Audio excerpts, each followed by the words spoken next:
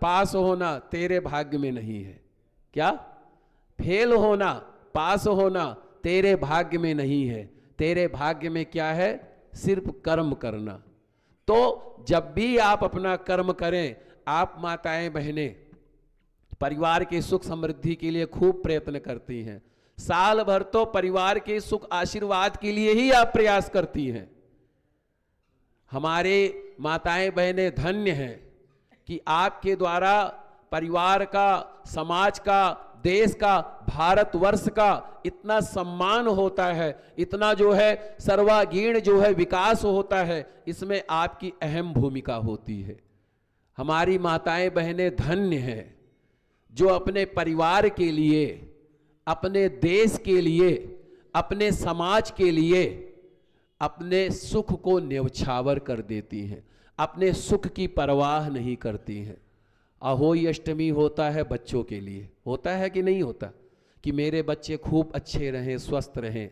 करवा चौथ का व्रत होता है पति के लिए, मेरे पति की खूब लंबी आयु हो, खूब स्वस्थ रहे, खूब अच्छा कमाए धमाए। और जितने भी प्रकार के त्योहार होते हैं वो सब जो है बच्चों के लिए है, पति के लिए है, माता पिता के लिए है, लेकिन स्वयं आपके लिए कोई त्योहार नहीं।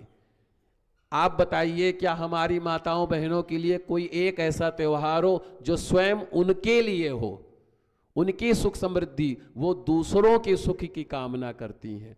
तो आप धन्य हैं। तो इसीलिए जब आप परिवार में सेवा करें, और एक बात बताऊं आपको, आप और भी धन्य हैं। क्यों? क्योंकि आपको भगवान ने दो चीजों का सर्वोत्तम वरदान दिया है। क्या?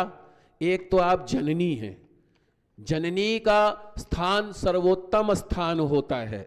उसके बाद में आप परिवार का भरण पोषण करने वाली हैं। आप बच्चों को भोजन देती हैं, नाश्ता देती हैं। जब हम भंडारा करते हैं, दूसरों को भोजन खिलाते हैं, दूसरों को प्रसाद खिलाते हैं। तो जब आप भोजन बनाएं घर में, जब आप नाश्ता बनाएं घर में, तो आप अपने आप को धन्यवाद दें और अपने रसोई में अन्नपूर्णा माता की तस्वीर अवश्य लगाएं। किसकी? और रसोई को कभी किचन ना बोलें, क्योंकि जहां पर किचकिच होती है उसको कहते हैं किचन, और जहां पर प्रसाद बनता है वो अन्नपूर्णा भंडार। तो रसोई का नाम रखें मां अन्नपूर्णा भंडार। और जब प्रसाद बनाए तो भगवान का भजन चला दे, भगवान का भजन चला दे। और प्रसाद बना करके बच्चों को प्रेम पूर्वक खिलाएं, पति देव को प्रेम पूर्वक खिलाएं, अपने सास ससुर को प्रेम पूर्वक भोजन खिलाएं, अपने माता पिता को प्रेम पूर्वक भोजन कराएं, अपने भाइयों को प्रेम पूर्वक भोजन कराएं, अपने घर परिवार को प्रेम पूर्वक भोजन कराएं। और भोजन कराना पाप होता है कि पुण्य होता है? आप लोग बताइए। पुण्य होता है ना।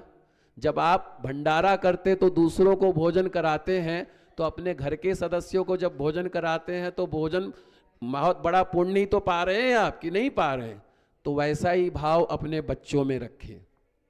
तो इसी तरीके से आप जो भी कर्म करें भगवान को अर्पण कर दें। आप कभी ये मत समझे मेरे बच्चे मेरे हैं, आप समझे मेरे बच्चे इनके हैं। किनके हैं? इनके हैं, मेरे नहीं है।